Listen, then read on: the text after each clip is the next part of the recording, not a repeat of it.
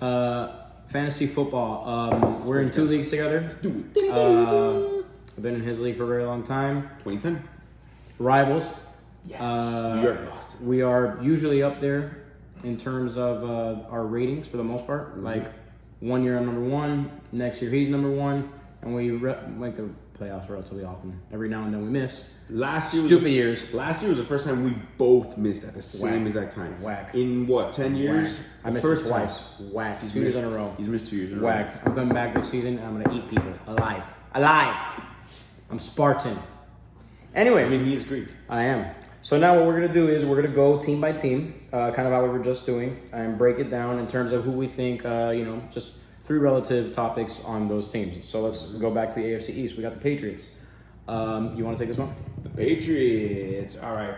I think it's safe to draft the Patriots defense. I still think they're going to be a top defense. They still have Stephon Gilmore. They lost pieces, but Bill Belichick started off coaching cornerbacks with the Giants in the 80s. He knows everything to this point, but his bread and butter is defense. That defense will always play well. He will not have a bottom 15 to 32 defense. He won't have it. So I think it's safe to have the Patriots fantasy defense / special teams on your roster. In most weeks, it might be good to start them since they're playing the AFC East, where you have the Jets, the Dolphins. You can safely play them against any of those teams. Yeah, so they're playing the Dolphins this week. I think it wouldn't be a bad thing to do. I know I'm currently wearing a Dolphins hat. I am a Dolphins fan, of course. But personally, I wouldn't start them this week because I just don't like the Patriots. But I don't think it's a bad start being unbiased, So I like the defense. Another thing I don't like are the running backs. In my opinion, don't get yourself into that situation. Harris, Michelle, White, Rex Burkhead. Who's Lamar gonna be, Miller up until like a day ago. Yeah, who's going to be the main running back there? Bill Belichick's going to run the ball about 20, 25 times, but he's going to split them 5. You don't, what the hell is that, that's not something I want to be a part of. If you can, I think everyone's drafted by now. If you can, store maybe Damian Harris on your team, maybe because it was coming out of camp that he might be the premier back in Alabama. He was a freaking workhorse, He didn't do crap last year. Crap. Yeah, I was gonna curse, but I didn't. All Shit. those kids out there. Oh, crap! But letting Mary. So I wouldn't even touch the running backs for the Patriots since we don't know who's gonna be out there as the starter or who's gonna get 10 carries. It might be all split. And then the next thing with the Patriots is nothing. I have nothing else with the Patriots. Those are my 2 things on the Patriots. I will take it from there. I'm going to piggyback off. I'm going to quickly comment on the 2 things he mentioned. One, I agree with him. I think the Patriots are a very good defense and will always be a good defense. For whatever reason, I don't have the exact numbers, but as long as I can remember playing fantasy football, a lot of the times their defense is not even drafted. I don't know why. They're on the waivers. They're at not some sexy. point. They're just not But sexy. at the end of the season, they're on a roster always. You're right. So they are, even though they may start shaky, they're always in the mix and they finish strong. Exactly, which it doesn't matter how to start, it matters how you finish. Then I'm going to also add again with the running backs. I agree with Mike 1,000,000%. For me, I have personally drafted Patriots running backs in the past, and the only time I ever had a solid one, I think I won the year with Stephen Ridley, and that was the only back that he would give at 15 plus touches, and that's not even a full workload. Yeah. And that was 1-2 seasons max. I'm not a fan of running backs by committee simply because I feel like in order to get going, you need to be fed the ball. If you start getting hot and we take you out of the game because we want to preserve your knees or whatever, how am I going to get hot if I don't get the ball? Plain and simple. So my 3 topics, I think Cam Newton's gonna. I think the fact that it's a new quarterback and Bill Belichick is known for being someone that every week has a different game plan. So it's not, they always tailor their game plans for the teams that they're playing and they change it completely week to week. And he's always good at preparing his teams. I think Cam is going to have a solid season. To quote Cam himself, he's going to be able to call plays he would have never been able to call with Tom Brady. So I think that's going to make a difference. I still think that they're very cheap in terms of weapons. They never really stock their offense as much as they should. They didn't do it with Brady. They still haven't done it with Cam. I do think Cam is going to have a solid season. He'll probably, my honest opinion, it's going to be him or Josh Allen as the top fantasy QBs in the division. I do think that I think N'Keal Harry is going to be Cam's go-to. Because Cam in the past, all his go-tos are big dudes. He had Kelvin Benjamin was his go-to. Then he had Greg Olsen. And you know, that's what's... And I like N'Keal Harry a lot. That's what's funny about that, though, with the Patriots. Cam, I think, has the potential to once again be super fantasy. If Cam is what he was a couple years ago, MVP, man, there were people taking Remember, Cam... he also has a year off, so he's like rested. There were people taking Cam in the first round in some drafts, like taking Lamar Jackson right now. He's so big and so, my God, he's as big as a freaking linebacker, you know, and it's crazy. Bigger. So I think Cam can definitely, if Cam, you know, we have someone in our league that drafted Cam, and that's fine. People draft Cam, but he hasn't started.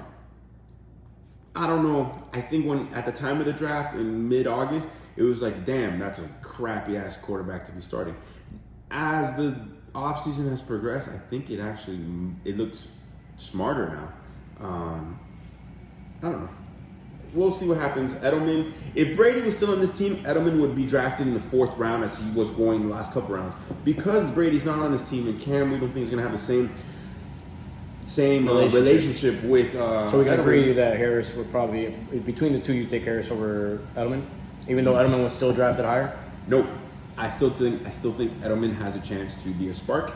If you can have him as a flex or as a wide receiver 3 in that flex, I think he could be efficient. I think he'll still get 6 catches a game with 10, maybe 9 targets. 6 catches on the PPR is 6 points.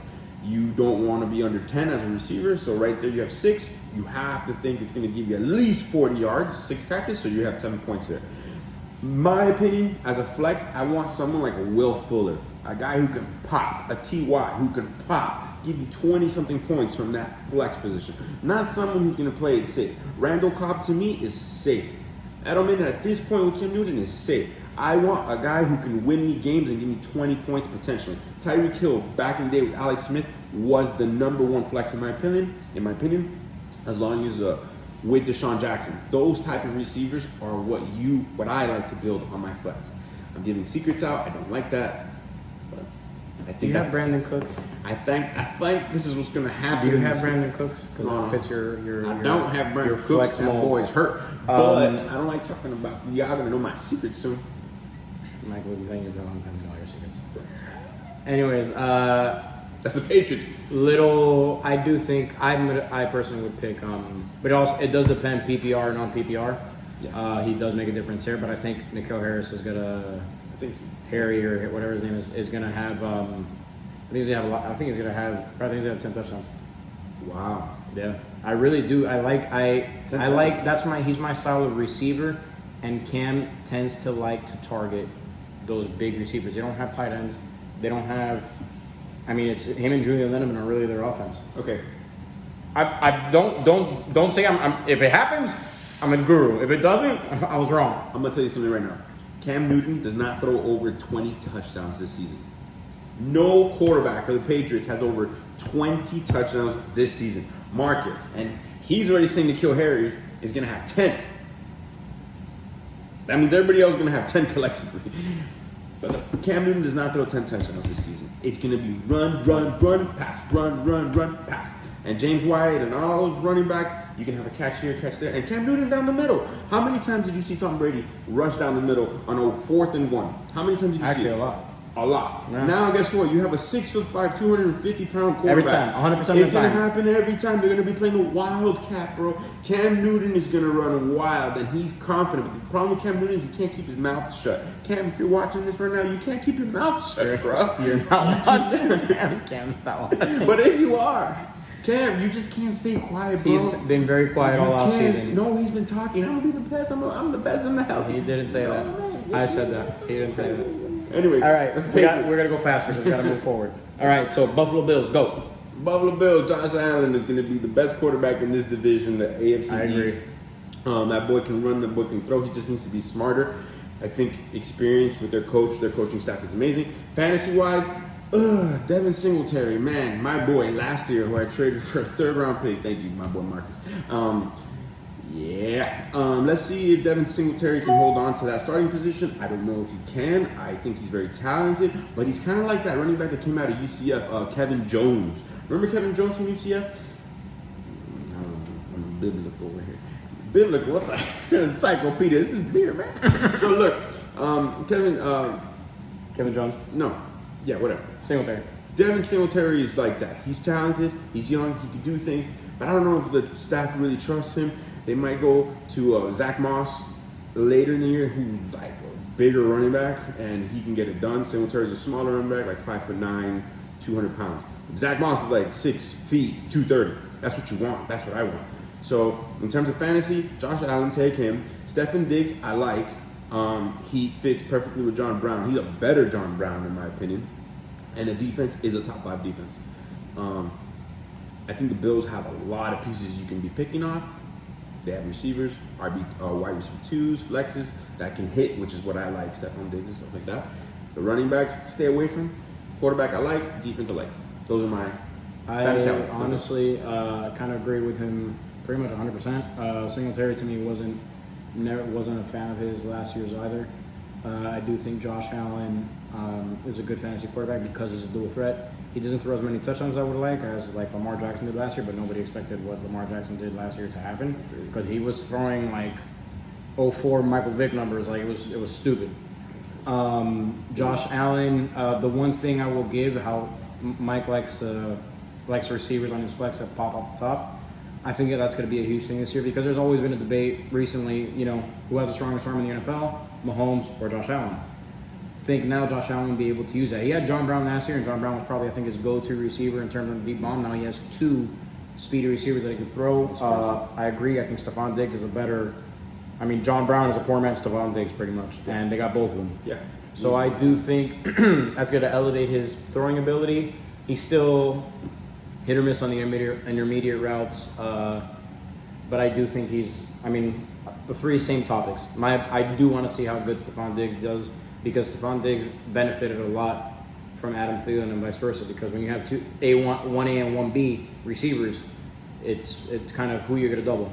And I just got some news in my mind. It just came into my mind right now. You heard it was a fax. Yeah.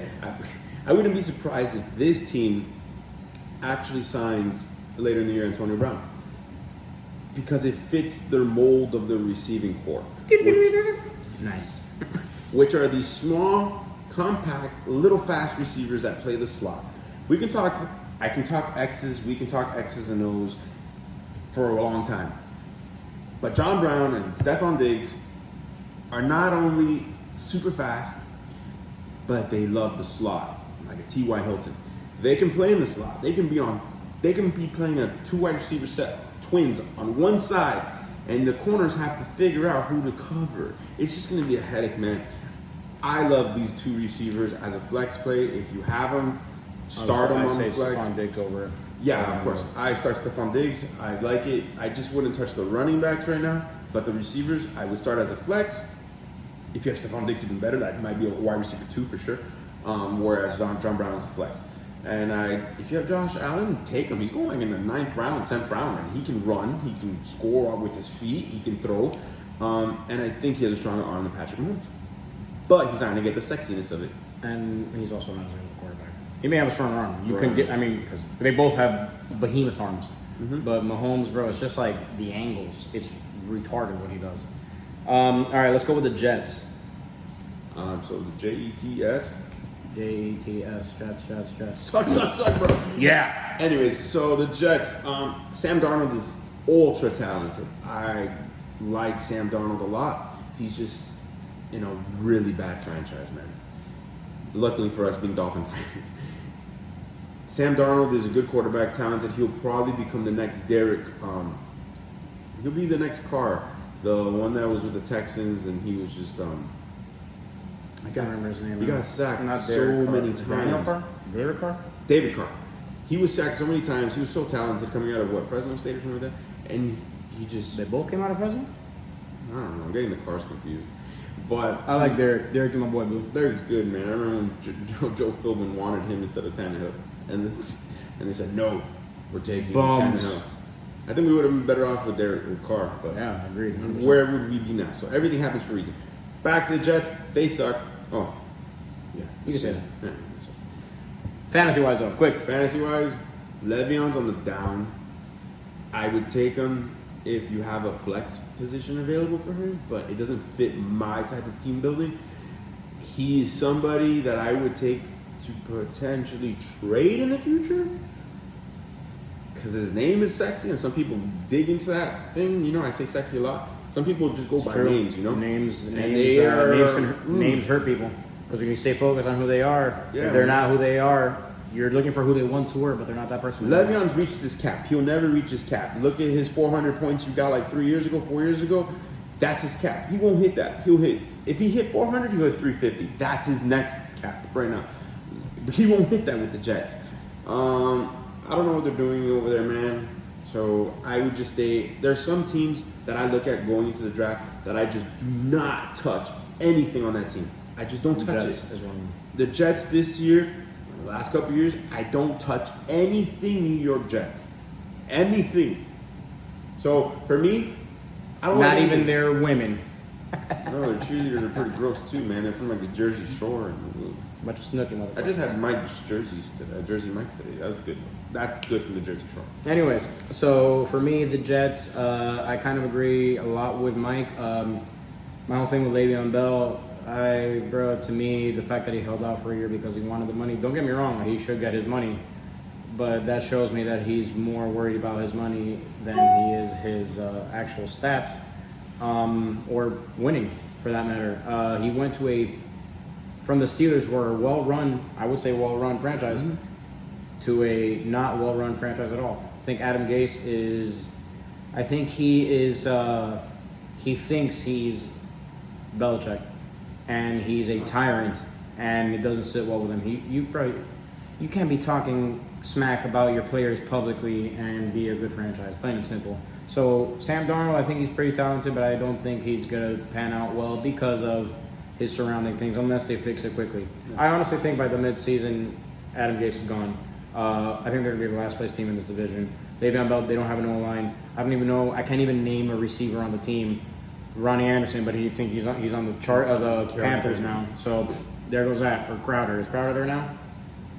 You see, we don't even know. And we know. And we don't even know. Yeah. So Sam Darnold and Le'Veon Bell are the only people you could talk about. Keyshawn Johnson, Wayne Corbett, I think. Yeah, that's a real long time ago. We wanted to give you guys three topics to talk about, but They suck. Yes. They SUCKS. Suck. Anyways, so then last but not least are the Miami Dolphins. I'm gonna start with this one. We're gonna win the Super Bowl this year, next year, the year after. Tua Tagovailoa is the second coming of Panayoti Machado. I'm just kidding. So pretty much, I'm gonna go with 3 topics on them. For me, I'm gonna actually do 4 topics because it'll be quick.